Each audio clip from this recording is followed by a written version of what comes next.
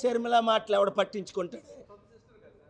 Sister అయితే ఆవిడ ప్రాపర్టీల కొరకు ఫైట్ చేస్తుంది. షర్మిల పిచ్చి తొగ్గులకలాగా ఆవిడ తెలంగాణలో ఓ రేవంత్ రెడ్డి నిన్ను ఒడికిస్తున్నా అన్నది, నేనే నెక్స్ట్ సీఎం అన్నది.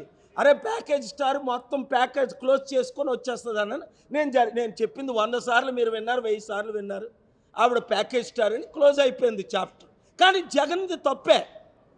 తల్లికి రావాల్సింది తల్లికి, చెల్లికి రావాల్సింది చెల్లికి ఇచ్చేస్తే ఆస్తులు బాగున్ను. అరే ఆస్తులు ఏం చేసుకుంటారు? 5 లక్షల కోట్లు కుడి చేతితో ఇచ్చి ఎడం చేతికి తెలియదు నేను ఇచ్చానని.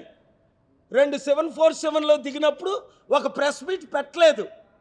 అది మన హైదరాబాదులో, మన చెన్నైలో, మన ఢిల్లీలో, బొంబేలో దిగినప్పుడు 747 అంటే ప్రపంచంలో ఇంకో మానవుడికి లేదు. ఇప్పుడు ఉన్నాయి అమెరికా తుసాన్లో, మెక్సికో టివానాలో. ఎందుకు వచ్చేసాను ఇక్కడికి? వాళ్ళ ఆ ప్లేన్లు తీసుకురానివ్వరు, డబ్బులు తీసుకురానివ్వరు, నన్ను నిలబడినివ్వరు, నన్ను ఓడించడానికి ప్రయత్నిస్తాను. నేను తప్ప మోదీని ఈ విధంగా ప్రశ్నించే నాదుడు లేడు. ప్రశ్నించిన వాళ్ళందరినీ లోపల పెట్టేశారు. అప్పక పప్పడం. చంద్రబాబు నాయుడు ఏమైనా ఇంప్లిమెంట్ చేస్తారంటే ఎవడ నమ్ముతాడా? 9 నెలలు అయింది, ఆల్మోస్ట్ 300 రోజులు. అప్పుడే చెప్పాను వీళ్ళకి బుర్రలేక, ఈ రాజకీయ నాయకులు, ఈ ఎమ్మెల్యేలకి బుద్ధి లేక ఈ గాడిదలు ఏం చేశారు? ఆయన పార్టీ తరపున నిలబడ్డారు.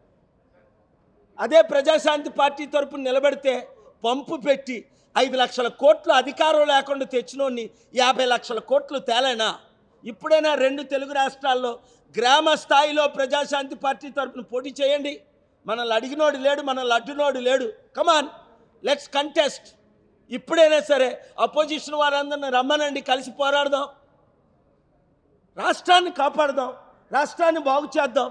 I have done it, I know how to do it. ఇప్పుడు అధికారం లేకుండా ఎఫ్సిఆర్ఏ లేకుండా డబ్బులు తేలాం, గవర్నమెంట్ లేకుండా డబ్బులు తేలాం. అయినప్పటికీ ప్రశ్నిస్తున్నా. అన్ని పనులు మానుకొని, లక్షల కోట్ల ఆదాయం మానుకొని ఎందుకు ప్రశ్నిస్తున్నాను? నెలకోసారి వెళ్తున్నాను, మళ్ళీ ట్రంప్ రెచ్చిపోతాడని నేను వెళ్ళకపోతే.